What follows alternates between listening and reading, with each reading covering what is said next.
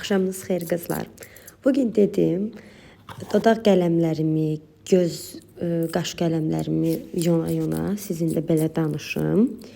Sizdə də belədir. Məsələn, mən aylarla bu qələmlərin məsələn ucu yoxalana qədər qalır orada. Axırıncısını istifadə edənə qədər, yəni onları yonmuram.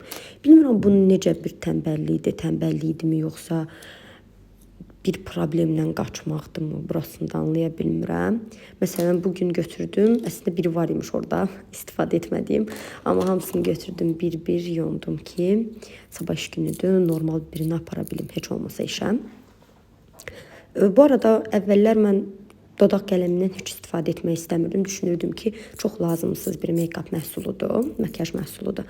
Amma heç elə deyil, həqiqətən dodaq qələmi istifadə olunmalıdır deyə düşünürəm. Bu sizin şəxsi seçiminizdir, istifadə etməyə də bilərsiniz. Bu pis olacaq mənasına gəlmir, amma inanın dodaqları o qədər gözəl göstərir ki, yəni əlbəttə ki, dodaq qələmindən sonra siz hər hansı bir dodaq məhsulu istifadə etməlisiniz. Bu mat pomada ola bilər, gloss ola bilər və s. Amma dodaq qələmi həqiqətən çox gözəlidir. Yəni o kontur göstərir ki, həm nəsə çox səliqəlidir, həm də ki biraz böyütməkdə, dodağı biraz daha dolğun göstərməkdə sizə kömək olur. Nəysə, mən də belə elədim. Bu arada mənim üçün dodaq qələmləri fərqi yoxdur, hansı marka olur olsun. Ən bahalısını almaram, çünki düşünmürəm ki, dodaq qələmlərinin bahalı markası olmalıdır və yaxud da bahalı mütləq dodaq qələmi almalıyam.